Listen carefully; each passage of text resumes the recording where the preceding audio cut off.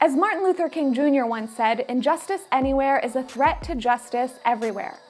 Actors and artists, churches and Christian leaders are speaking out about racial injustice. Hey guys, it's Anita Wingley of Faith Strong Today, and we're highlighting the message of anti-racism in this week's News Roundup. Every facet of our culture is in upheaval right now. This issue of racial inequality has come to the forefront since the death of George Floyd. On May 25th, less than 2 weeks ago, George Floyd, a 46-year-old black man, died in Minneapolis, Minnesota, after a white police officer knelt on Floyd's neck for almost 9 minutes while he pleaded for air and was handcuffed face down in the street. The whole incident was caught on camera and sparked days of protests and riots in the U.S. The Black Lives Matter movement has now spread to Canada, the UK, Australia, and citizens around the world are rallying together to fight racial inequality and injustice.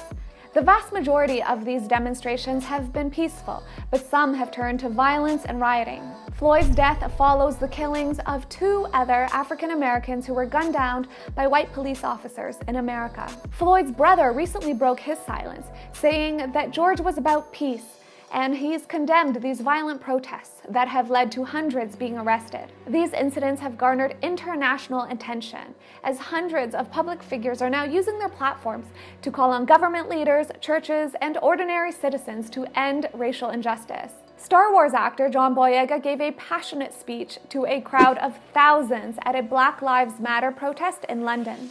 He became emotional as he talked about how Black lives have always mattered, and encouraged the Black community to work together. Black men, we need to take care of our Black women. Yeah. We need to take care of them. They are ours. They are our hearts. They are our future. We cannot demonize our own. Yeah. We are the pillars of the family.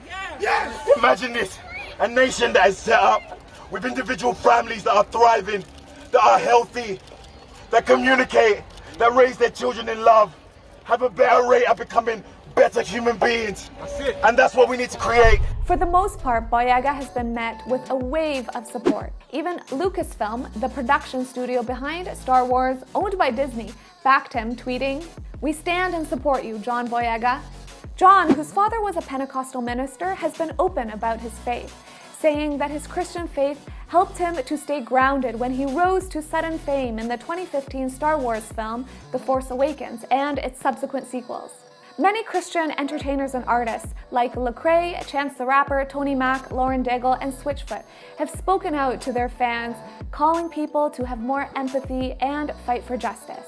In the wake of the protests, local churches across North America and the UK have been holding prayer vigils in parks, public squares, and university campuses in an effort to promote peace over violence. Even Markle, Duchess of Sussex, has spoken out about her sadness around the racial divisions in the US. In a virtual graduation speech to her former high school, she talked about how she was initially nervous to speak out, afraid that her words would be picked apart, but realized that it's better to say something than nothing. The other thing, though, that I do remember about that time was how people came together. And we are seeing that right now. We are seeing that from the sheriff in Michigan or the police chief in Virginia. We are seeing people stand in solidarity. We are seeing communities come together and to uplift. And you are going to be part of this movement. Countless Christian leaders like T.D. Jakes, Priscilla Schreier, Joel Osteen, and Joyce Meyer are speaking out as believers everywhere are trying to process this grief, pain, and hurt.